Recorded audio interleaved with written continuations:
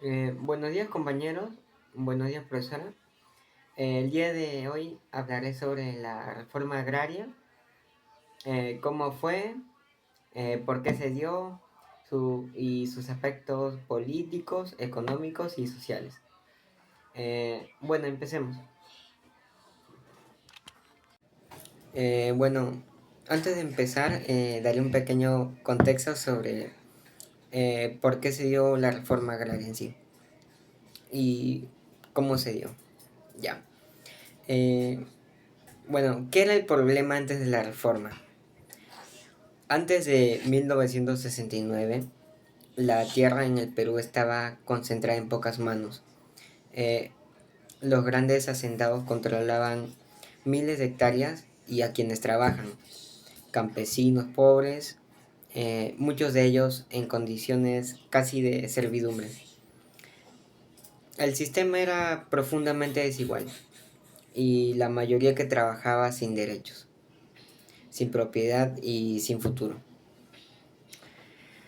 Ya, en ese contexto, eh, la reforma agraria parecía urgente.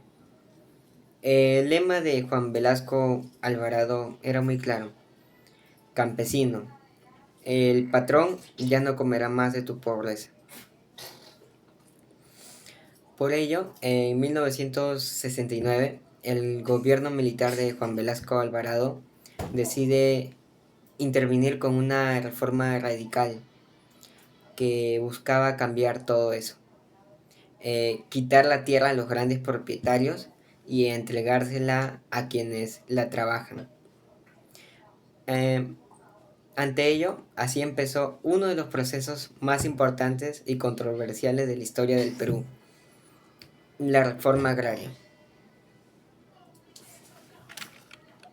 Bueno, hablaré sobre el aspecto económico. Desde mi punto de vista económico, la reforma agraria cambió totalmente la estructura de la propiedad del campo peruano. Se expropiaron millones de hectáreas a grandes propietarios. El objetivo era claro: terminar con el latifundismo y crear una economía agrícola más justa. Pero el problema fue en la ejecución. Muchos campesinos no recibieron capacitación ni maquinaria. Las cooperativas fueron impuestas desde el gobierno y en muchos casos no funcionaron bien. La producción agrícola bajó, se perdieron mercados y el Perú empezó a depender mucho más de importaciones de alimentos. O sea, aunque se intentó distribuir la riqueza agraria, la reforma no logró mejorar realmente la economía del campo y eso afectó al país entero en sí. Gracias. Bueno, hablaré sobre el aspecto social. En lo social, la reforma agraria fue vista como una reivindicación histórica. Durante siglos, millones de campesinos e indígenas habían trabajado tierras que no les pertenecían. Muchos, muchos vivían en condiciones de pobreza y demasiado abuso. Con esta reforma se eliminó el sistema de servidumbre y se les dio acceso a la tierra y se les reconoció con papel en la sociedad. Eh, Fue un golpe muy fuerte al sistema de poder tradicional y un intento de devolver dignidad y derechos a los más olvidados del país.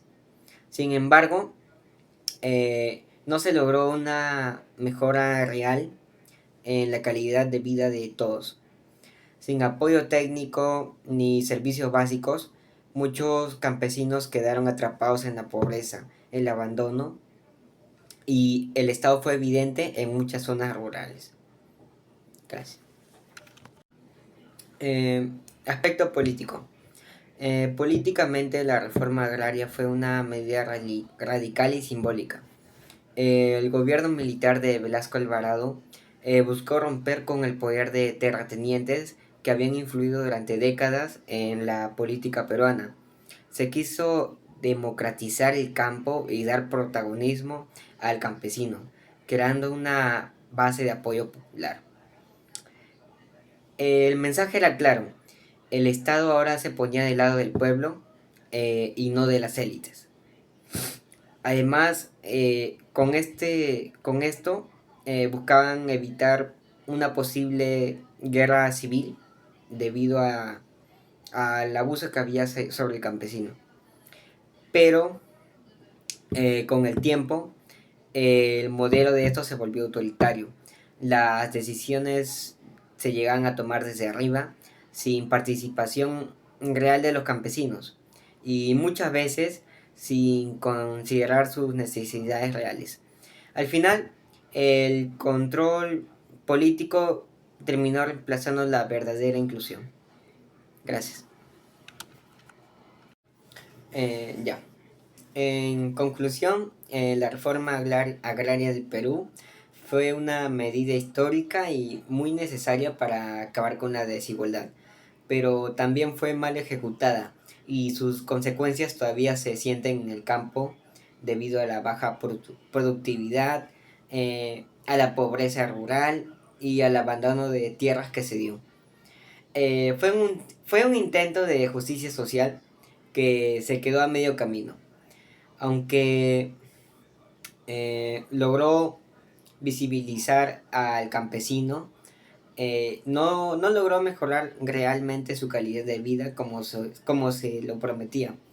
Por eso, más que verla como un éxito o un fracaso total, creo que debemos entenderla como una elección. Las reformas profundas necesitan más que buenas intenciones. Necesitan planificación, apoyo real y una muy buena visión a largo plazo. Eso es todo y muchas gracias por ver el video.